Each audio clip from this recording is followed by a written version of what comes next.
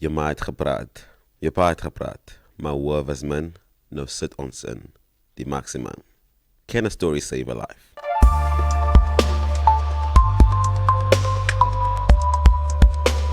Welcome back to Cinephile Studio, brought to you by Blank Space Yep. Visuals. My name is Tabang and this is Clarence. And today we are diving into quite a story, a South African story, a Cape Townian story, which I find very, very fascinating. Clarence, welcome. How are you? I am good. How are you? I'm okay. I've had quite a week.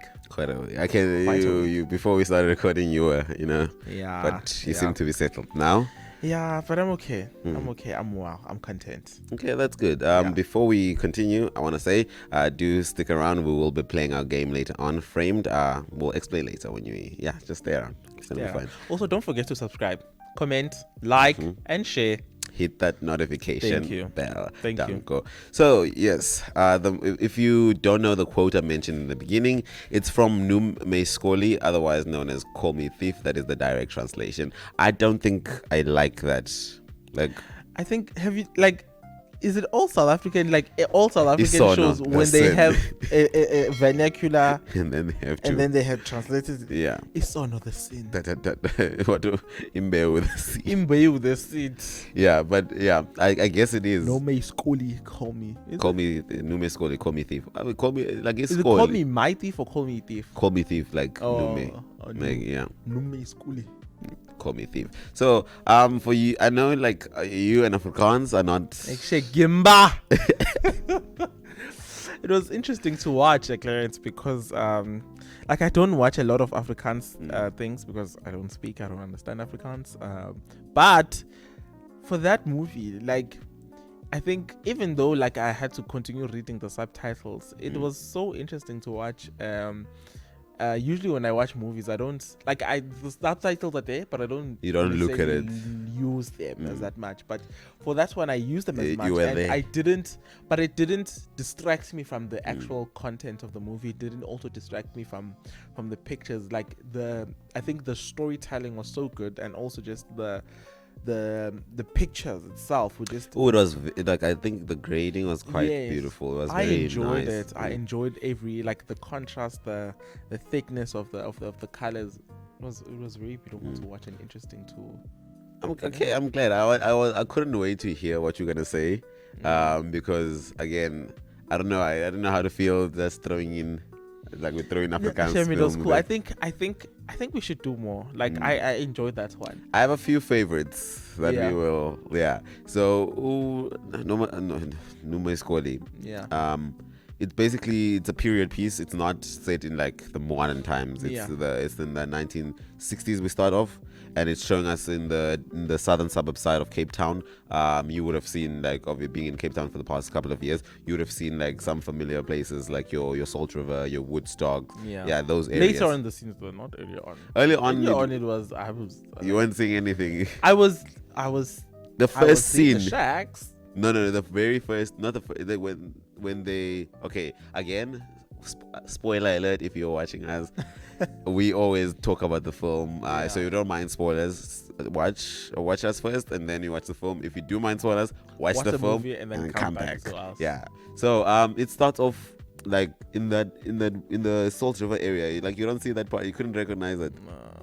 Oh, I thought you're I know this place. I've been here. I've been in Cape Town for a while now, but nothing. I don't know a lot of places. Hey, okay. But to be fair, it's the same. Even back at home, I don't know. You wouldn't see it. Do not ask me about where this is. I don't know. I don't know. Yeah, no. So just diving right in then, with last week, starting with the technical side first. Yeah. The cinematography. I think that's always a great place to start off with a movie. Basically, it's the overall picture of the thing, the picture identity. And with this one, I felt, again, the cinematographer, they did it justice. We were forced, though. It was a very raw movie. It's the subject matter, the way it's told, and then also the pacing and the cinematography. Because in some scenes, they will stay there. It gets uncomfortable.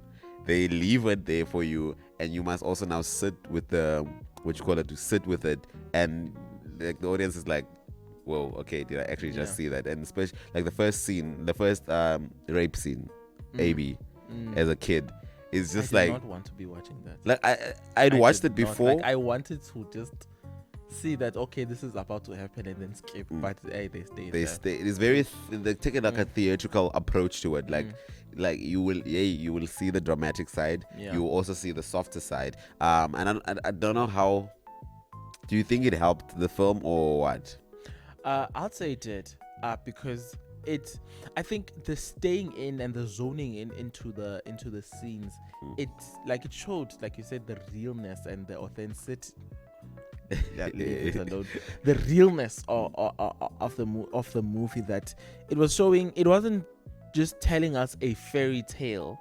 No, it was telling us a real life story, and in real life, it is as intense as it is. Even the uncomfortable parts, like even the most uncomfortable part, like even when in that scene, like, as much as I didn't want to watch it, but like that was, I mean, I guess that's the reality of the situation. That like, hey guys, it was very, that's what I'm saying, this entire movie, it's very raw in its nature. Like, not just the yes, it's about gangsterism, it's shedding light about the gangsterism culture, not only in the Cape Flats area in Cape Town, but also in prisons, like like how the operations are in prison, or how it started, or like, because it's not in the current, it's not set in the current time period, but like in your 1960s, then 70s and 80s. Yeah, the death penalty is insane, it was, the death penalty was still it was insane. Like yeah, we'll get to that one, because like I think we should do it towards the end, because they have to grapple with all of, like, there's no changing it, it's set in stone, and the worst part is you don't know when. It might be 2 months, might be 3 months. You know what? We'll get to it. Staying with the cinematography and the narrative, the structure on the technical side.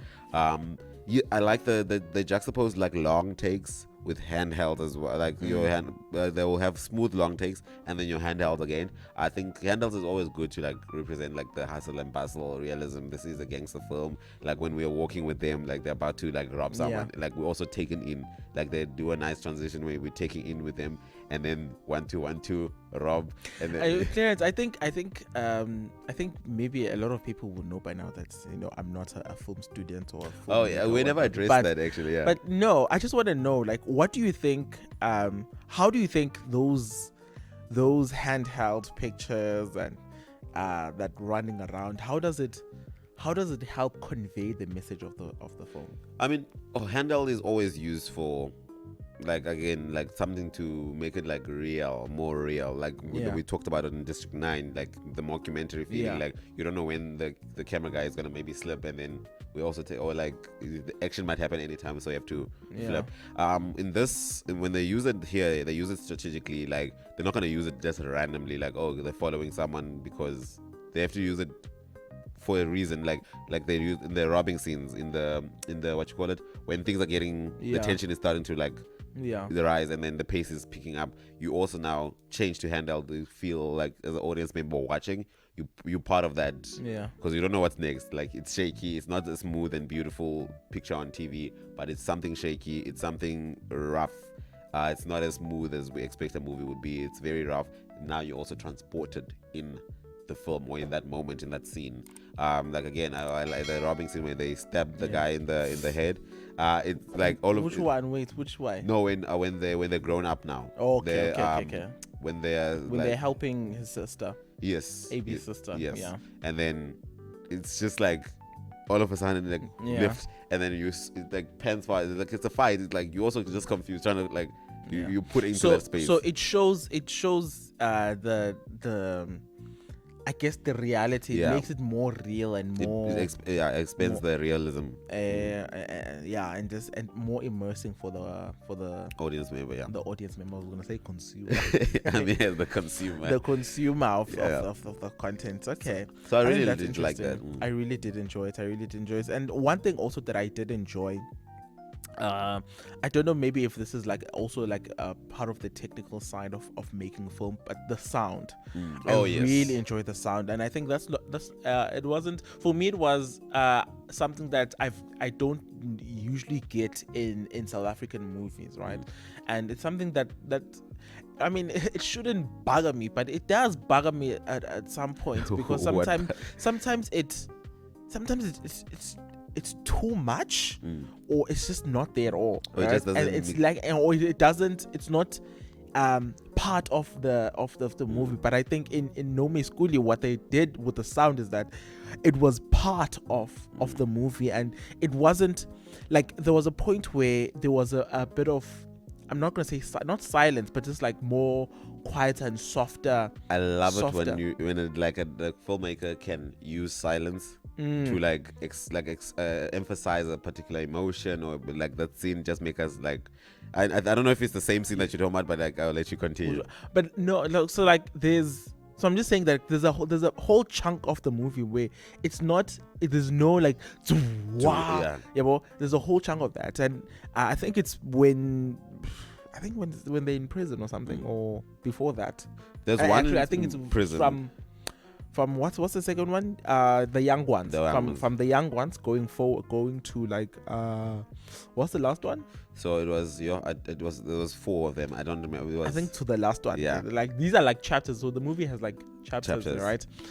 So there's in that, like, they're not using a lot of sound, and and in those scenes, like them not using sound, you can see that it's intentional and it's purposeful. Like there's purpose to this music. There's purpose to this kind of music. It's not just a song. And towards the end, I mean, towards the end, it gets so emotional. And I think for me, hearing that, because I was also watching it using headphones, right? Yeah. And for me, watching what was unfolding and them going to meet their maker like that, and also having that sound, it made that part of the movie so intense and so emotional and emotionally charged. And even for me, I think there's a part of me that's it can't. For me, I'm still seeing them as those young boys, and they just like they didn't. This was not supposed to be the life for them. This was like the sound for me was incredible. I enjoyed the sound. It was perfect, intentionally used, and I think they did a really good job on that. I think what you like, basically, yeah, I was gonna I can completely agree with you, because another sign of like someone who's intentional in the sound is knowing, like, again, silence is knowing, like, no, here we're just gonna remove any extra. Yes, exactly. Just gonna be silent. Like just gonna be silent. Like in prison when what's his name? AB? Not AB. Mr. Carter's son, Mr. C's son. Richard. Richard, yes. When Richard is made into Gamza's wife, basically. What? Gimba. Yeah. So when Richard is now basically in prison, when they first arrive in prison. So again, how they got into prison is that's when the biggest tear to the entire group. Because the two, instead of being full-on watchdogs or the lookout men, the other two, what's his name? Gimba and AB. Not AB. Oh yeah, Richard and AB were inside. Yes. Which is Gimba is Richard, right? Yes.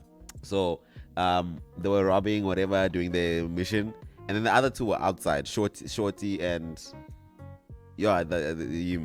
Shorty and I'm not forgetting his name. His name is anyway, they were supposed to be lookout, and then they just ran. They like. I guess I will like. They ran. For me, it was like they didn't look out for that guy. I didn't see a problem. Also, didn't see that much, but like again, you were supposed to be on the lookout way before. They were like, as soon as you hear the sirens. But as soon as they saw, they whistled. Ran away. They whistled. Okay, they did whistle. They whistled how they did their part. But that was the biggest tear to their friendship, though. Because not all of because now they split up. The two now in jail. The other two are outside. I wouldn't say it was the biggest tear. I don't think it was a tear even. No, I think that not the biggest, but the first initial. I think it was a tear. It caused something. It caused something of a crack. Oh, the like first just crack. yeah. Then The second one was just breaking into pieces. That was just friendship over. I mean, friendship over forever. Because they die. Literally. Yeah, but like when that happens, the group is no longer together. They're going to be away for 2 years. It's going to be split up. There's going to be the two this side and the two this side. And always we've seen Richard and AB. They were even as kids. They were like chummies from the get go. And even in the letter, it does say that I now when I look when back, when I look back, I see that you were different. You were the different one. So. And then when they're thrown into prison, they just choose their sides. Basically, it's not spoken, but they choose the way they're gonna survive in prison. I mean, again, I was gonna talk about that. I wanted to ask that, but like we'll get to that. I just want to talk about the story structure. For me, his defense is just like, bro, no, like we are supposed to have each other, not having another. I gosh, he pissed me off. Like, okay, but like let's get some stuff. Hey guys, like they chose the way to survive. But again, I'm not gonna say I know. I'm looking at it from a storyline perspective. Yeah. It's just I don't know. Obviously, this is reflecting the realities of like prisons and whatever. Like this wasn't like making up things. This was by people who've been in that life before. The people who were in this we see in the movie. They've lived a life, and this is an autobiography. Well, not somewhat slightly changed a bit, but the author is based on a book. The author was telling his life. The writer, the one we see at the end doing the typewriter, that's AB basically. It didn't happen under 100%. Is obviously with the movie they adapted it, but that's his life that he was writing, and he dedicated the script to his son who was shot on his birthday. So like this is basically like a package deal. Like it's my a love letter to the story of my life. Like in terms of like the community I grew up with. This is the friends that I had.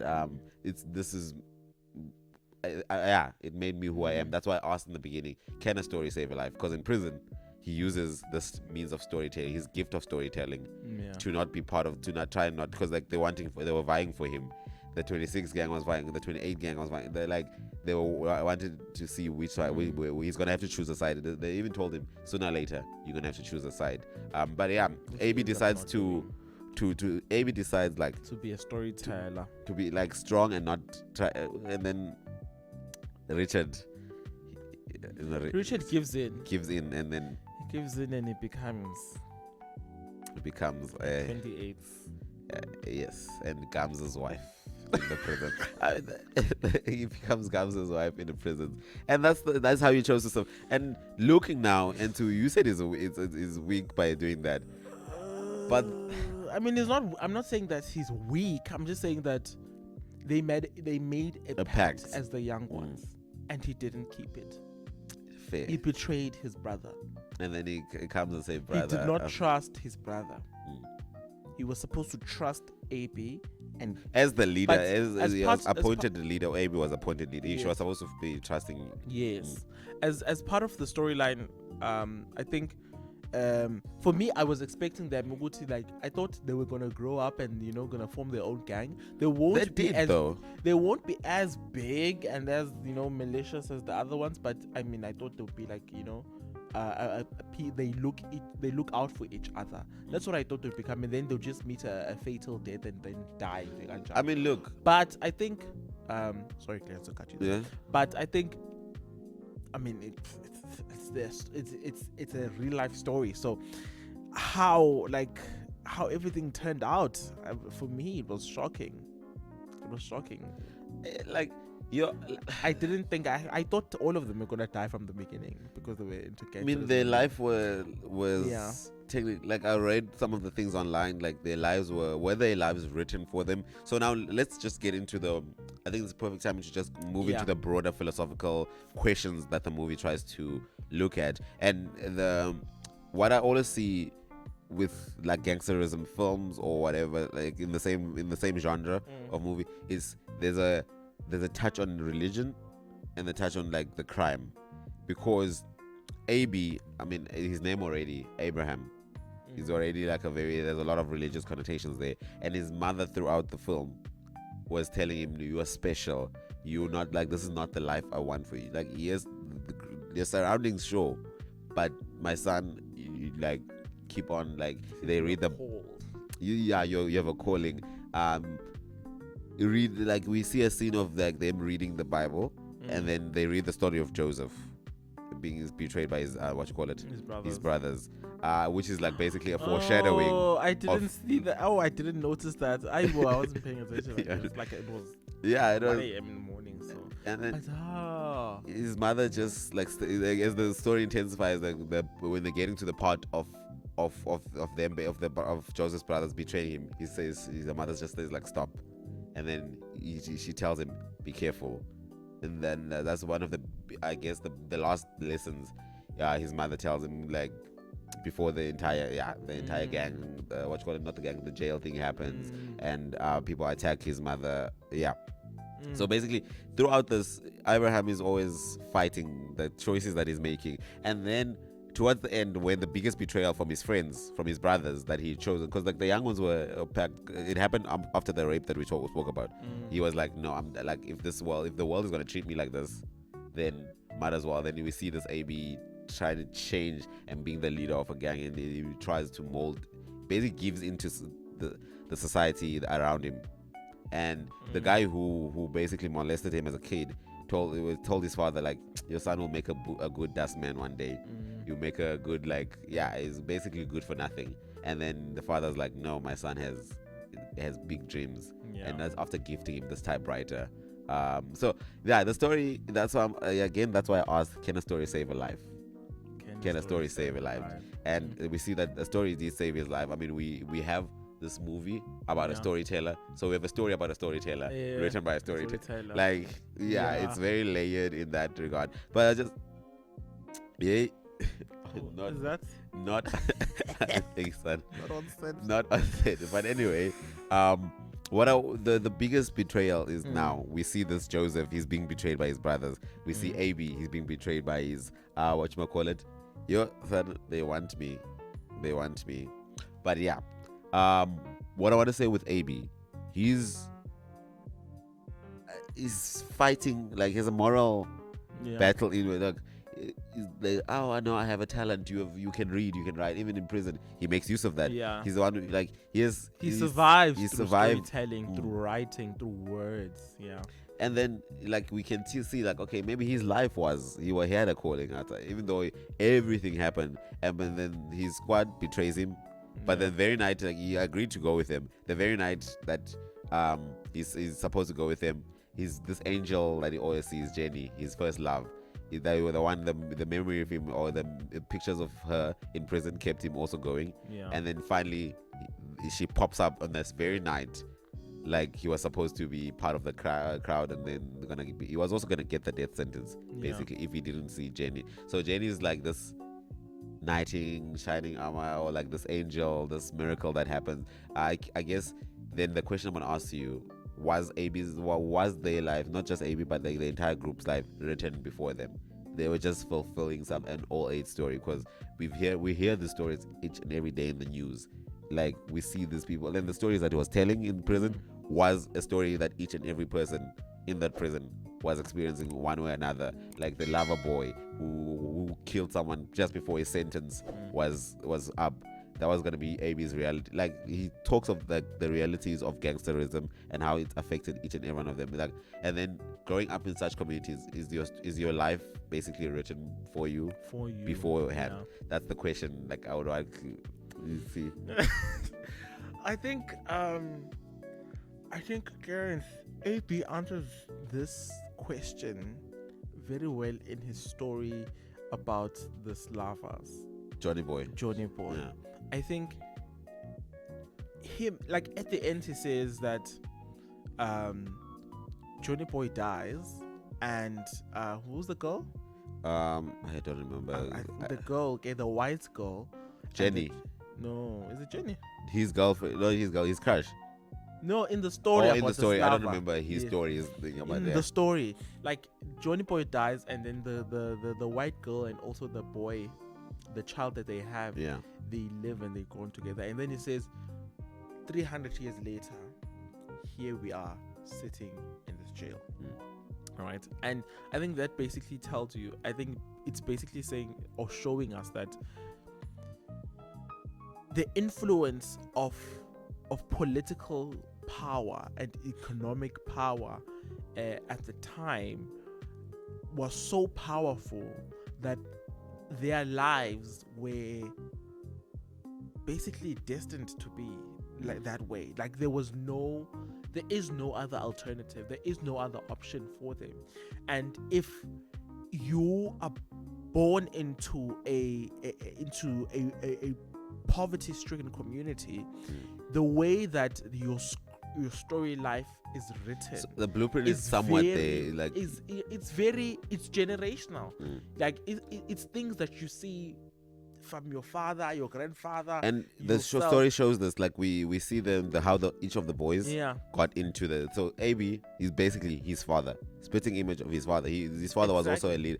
Mr. C's son, Richard, he wanted to sell drugs because why? His father was the biggest drug. Yeah. Like we see glimpses of each in their family lives, and they become exactly the men in their lives, or the what you call it, the senior people in their lives who they see growing up, the father figures, it's mostly the father figures, because the mother figures are always shown as this the ones holding on to the idea of not God. Auntie C, Auntie Clara, Auntie who? Shorty's auntie.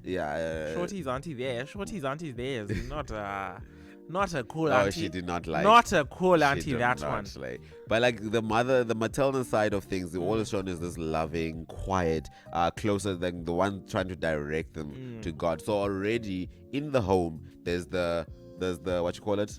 There's the side that is wanting to direct them to like a certain path, like to God, the quieter, like looking at AB now. And then we've got his father. His father is not necessarily part of the gang anymore, but like the gang life anymore. But he's dismissive of AB. He tries, but he's dismissive. But he tries to be a good person, and like that's why I think AB's character is. The father is dismissive of AB. Yeah, we see that. I think that drug scene, the gambling scene in the beginning, where he goes to the field. Oh, I just read that as a random. Like the relationship. I didn't think much of it, because I think the relationship, the father-son relationship was there. Was it? It was. I think even when he's in jail, when he's grown up, he wanted to prove himself to his father always. Exactly. That's something. Like, I'm not this person that these people say that I am.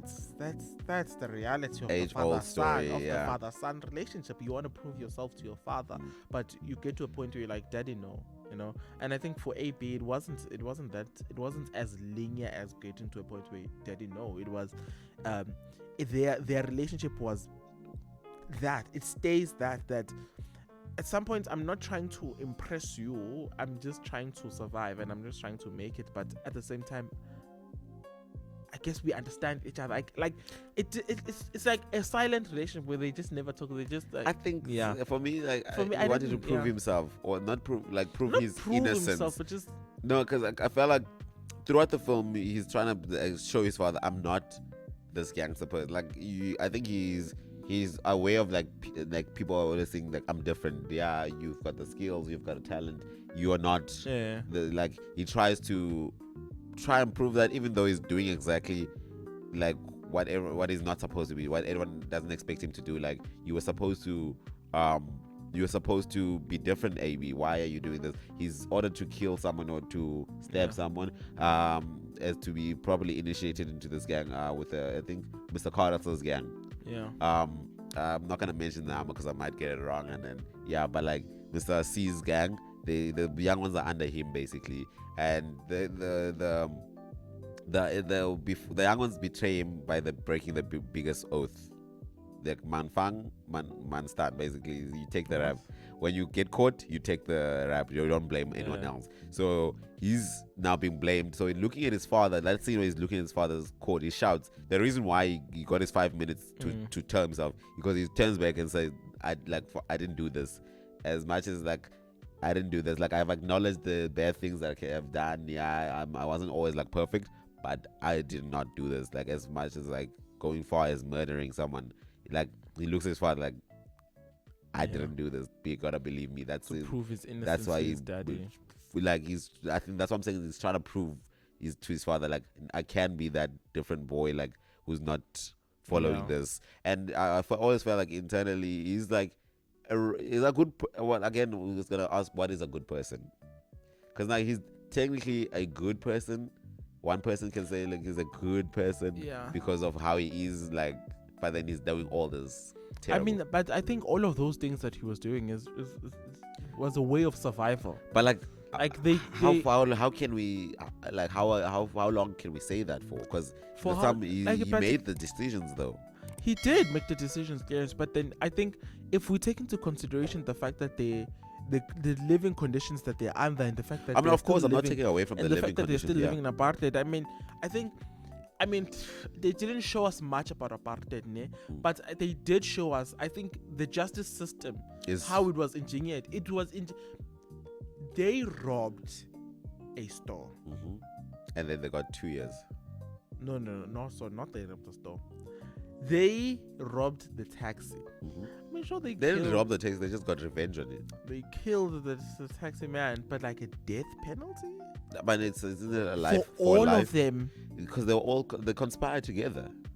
But like the death penalty on your first kill. You're not even a serial killer. Yeah, fair. That court scene though, I was just like, I don't know. I was like, looking from a legal perspective, I don't know how to. I don't know the laws enough. I'm not like. They didn't have attorneys also.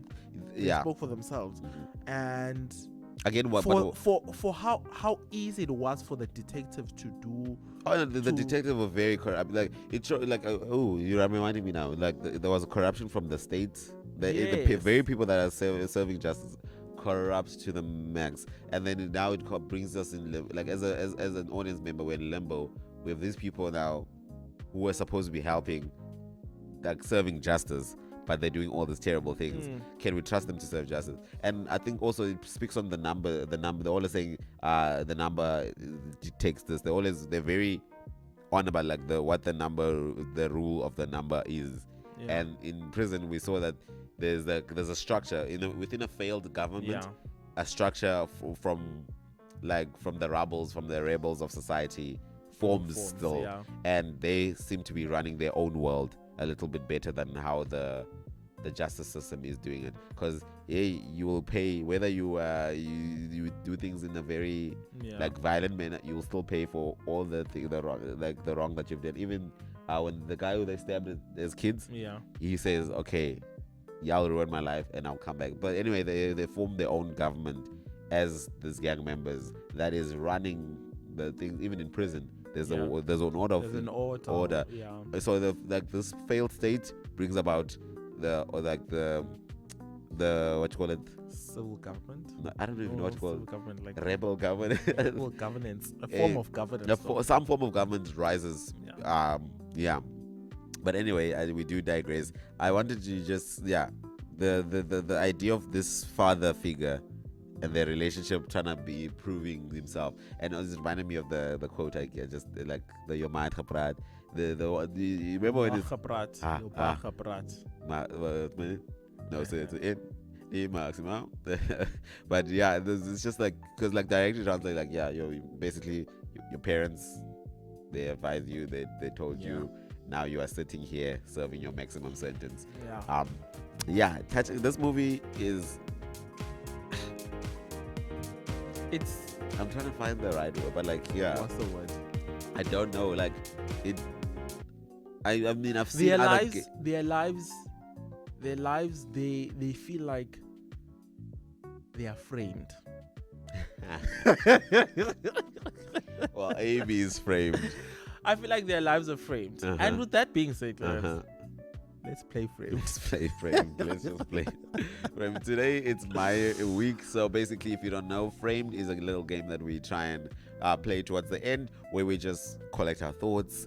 Because we go left, right, and center with movies, with debunking these movies. So framed, testing our movie knowledge. How much do we know movies?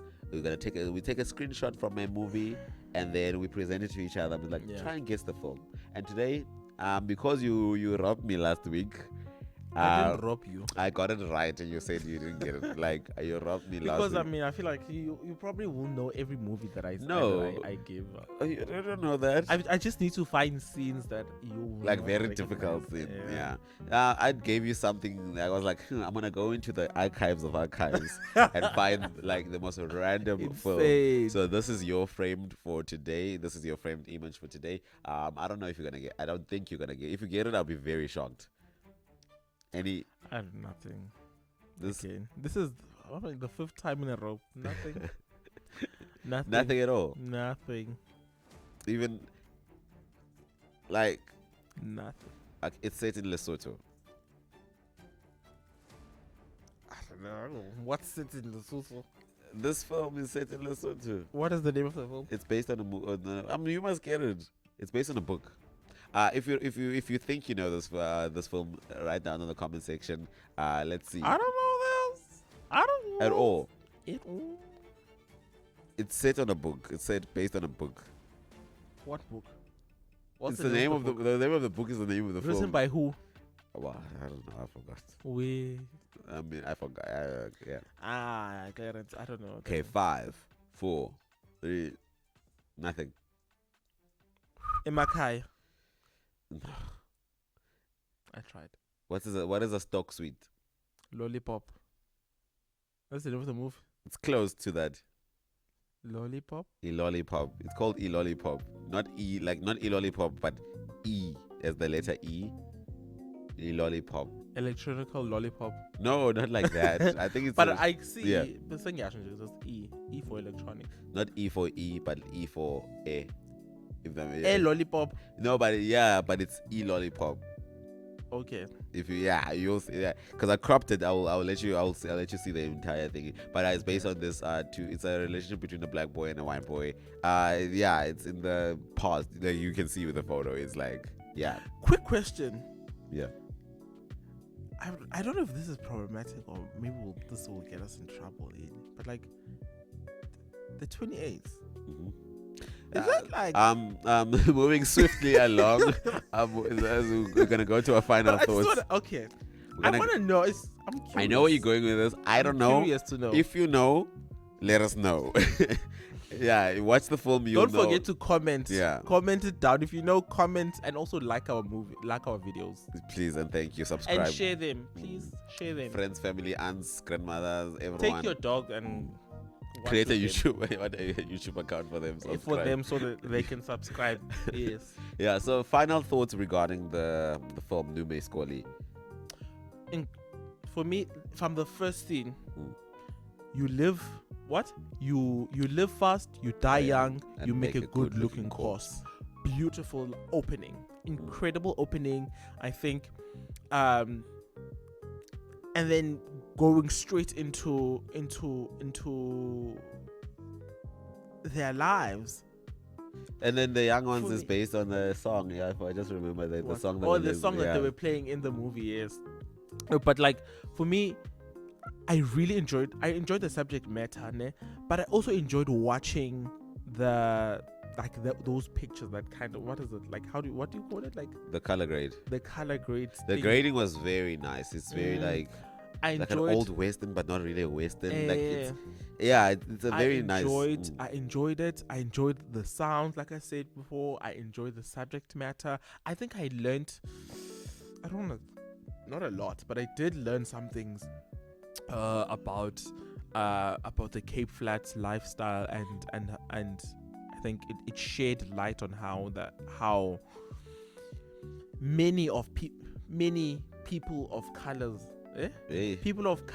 lives are already written for them by people that are not even people of color, and that by white speaks people to a greater and I think for me, I've always seen movies. So I've seen like Umlazi Gangster, I've seen movies about my house, about my the communities that my hood, my hood, and seeing this film Noem My Skollie, it was enlightening, and I think it was a well written movie, beautifully written, and it also showed that these people, they are not in this situation because they chose to be, and it's not that they don't have them dreams, because they do. And I think how but it's also, I think it shows how difficult it is to dream. Yes, in that exactly. But beautiful, well written movie. In South Africa, I was actually shocked. What do you mean? You always shocked, like you always shocked. I'm gonna admit it. I was shocked, but it was the official submission as well for South Africa, like the country submission to the Oscars. Oh wow! Yeah, so it was beautiful. I wish we could do more films like this. Like they don't have. They really are. They just need to open up. Like you need to find them, because some of them are not marketed as better. Like it was a beautiful movie. I really enjoyed it. Like please go watch it. Go watch it. What you call it? I watched it when I was in matric or grade 11. Yeah. And then we based our one of the performances of I was a drama kid. One of the performances was loosely based on this.